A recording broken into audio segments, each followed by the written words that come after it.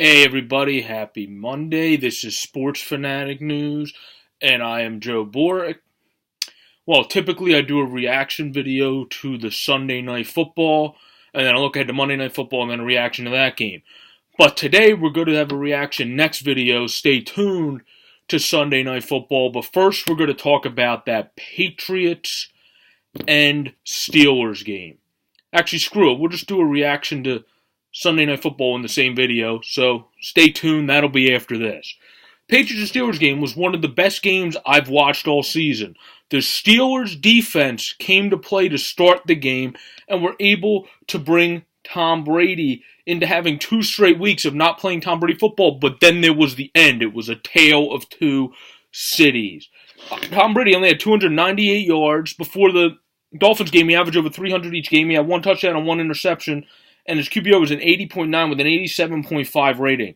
That is not Tom Brady football by any stretch of the imagination, and Gronk being in that game, in part, besides obviously the catch we'll get to later, is a reason that New England was able to win this game. And by that, I mean, echoing what Stephen A. Smith said on First Take, the great Stephen A. Smith, this morning.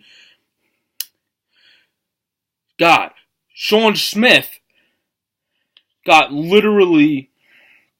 or Sean Davis, got literally obliterated by the tight end Rob Gronkowski to end the game. It's like many have been saying this whole season. Pittsburgh is a great all-around team, but once Ryan Shazier went down, which God bless him, he was at the game, got a great reception. That was awesome. And I wish him the best of luck, the best of health, and hopefully he can come back to play and be a dominant beast again. But I think a huge loss, which many have echoed, is Joe Hayden. And yes, Joe Hayden's not who he used to be early in his career, but look at Pittsburgh's secondary and how the numbers have gone down in recent weeks without the man Joe Hayden.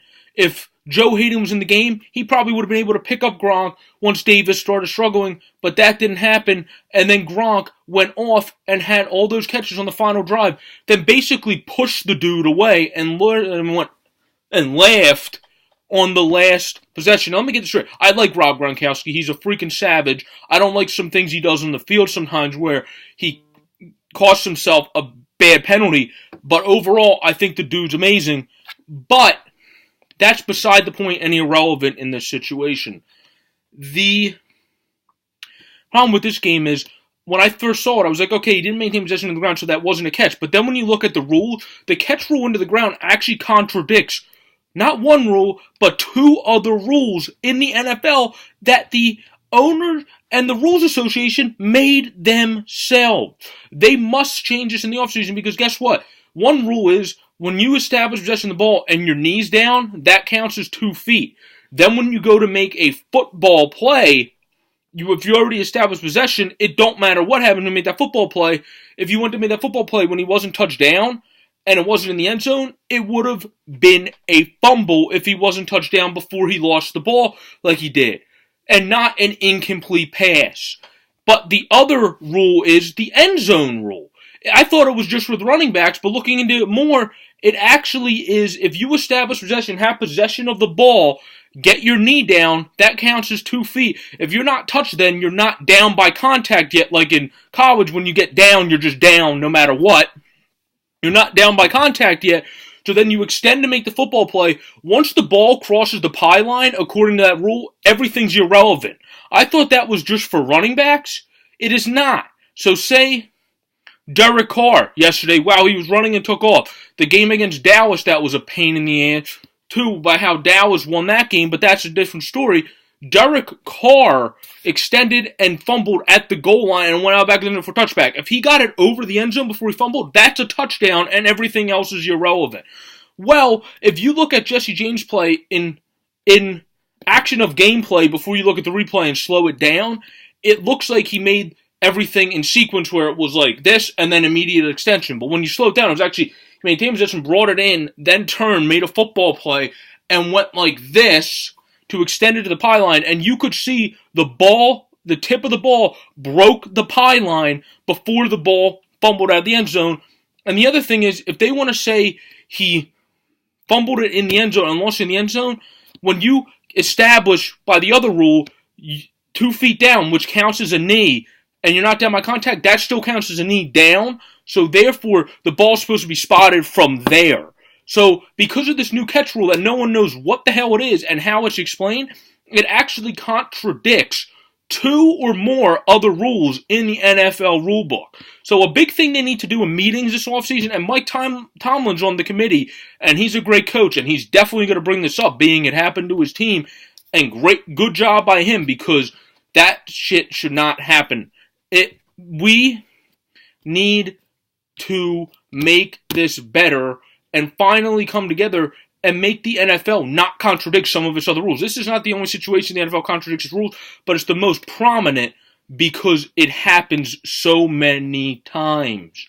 So we need to change this, and hopefully it gets changed soon, so that the NFL rule on the catch establishment in the ground doesn't contradict the touchdown rule, and the down rule by if you have 2 feet on the ground or 2 knees, you're technically down, and whatever happens after that, the ball's supposed to be spotted there, and if you bobble it once you already establish contact, then it's supposed to be put there, not called an incomplete pass after you go to make a football play. That's also in the new catch rule. After you go to make a football play, it's not an incomplete pass, it's supposed to be a fumble. So technically, the on-field officials got that call right, and the rule association and the replay that they go to in New York, I believe, if I'm not mistaken, got that call wrong. That must change. That game would have had a totally different outcome because, of course, the Patriots, they have Tom Brady, who, in everyone's eyes, is pretty much the ultimate GOAT of quarterbacks by having Bill Belichick as his head coach.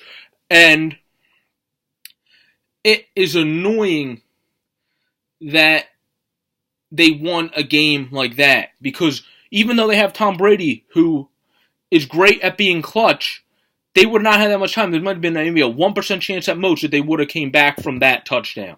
So that's just annoying, number one.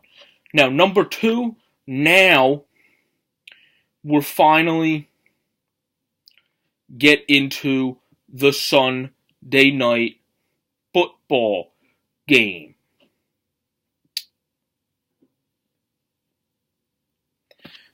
So, the Sunday night football game was between, obviously, the Dallas Cowboys and the Oakland Raiders, of which I referenced earlier to this video already on the Derek Carr fumble at the pylon, where he didn't get in and fumble out and back of the end zone, which, of course, is a touchback.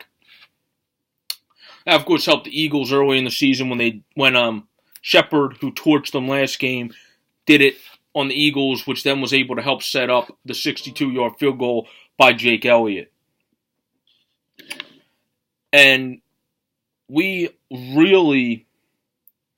Dak Prescott didn't come to play again in this game. The Raiders stopped him. He had 0 touchdowns and 2 interceptions for 59 rating and 63 QBR. So he didn't do much of anything. Rod Smith had a rushing touchdown and also picked up 21 yards receiving. Dez Bryant had a solid game, was 59 yards, not of the Dez game you would wish, but Dak was off, so that, of course, is a reason why. Wooden had a decent game with 47 yards, and then Dallas had no fumbles to, obviously, the costly fumble, when Carr had a 76.7 rating, a 76.7 QBR, 84.4 rating, and 2 touchdowns, and 0 interceptions. So,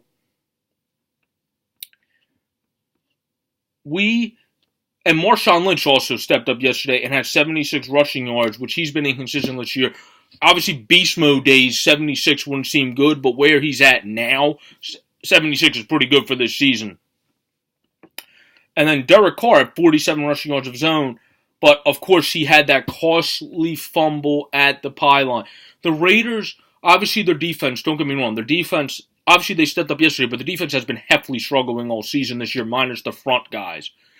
But they stepped up yesterday, had a good game, and it's a shame they lost like that. But you do have to give the fact that sometimes you got to be careful when you extend the play. Like the announcers say, you should extend it with either 2 hands or just live for another down. I admire Derek Carr for trying his best to get over the pylon. You don't expect any of that crap to happen. But sometimes you got to be, I know I'm all about being aggressive, but sometimes there is a right time to bring it back a little bit and not extend like that where it's very easy for the ball to come out of your hand and blow the game like that. And this is coming from somebody that has always liked Derek Carr as a quarterback, and I like his aggressiveness, so I got to give credit where credit's due for him trying to be aggressive, but sometimes you got to tone it down a bit and not extend where it's very easy to cost a fumble. But Dallas was able to prevail with this game, which then still, because they were able to prevail, gives them a chance for the wild card. If we look at the playoff picture right now, Dallas is at 8-6 behind Seattle and Detroit, who's also on the outside looking in now. And they have to climb some teams, so be it not likely, they got a chance. And then Atlanta's playing today, that's at 8-5. So if Atlanta doesn't win their game tonight, that'll affect this whole playoff picture too, because then they're dropped to 8-6 with Detroit, Seattle, and Dallas. Of course, the Green Bay loss was a big loss, where Cam Newton went off and had 4 touchdowns, where Rodgers had 3 touchdowns and 3 interceptions, so he didn't come back as the bad man that he is. He just came back as okay, but you got to give the guy some time. He is a freak of an athlete, a freak of nature, but not everybody has a great first game back. So give him some time. I'm sure he'll step up. It'll be interesting to see what happens now going forward if they still put him in all game, every down, because now there's really no shot at the Packers making the playoffs. Anyway, this has been a reaction video to the Sunday Night Football and the Green Bay Packers game, or not the Sunday Night Football and the Patriots and Steelers game. Have a good day, everyone. Peace out. This is Joe Borg. This is Sports Fanatic News.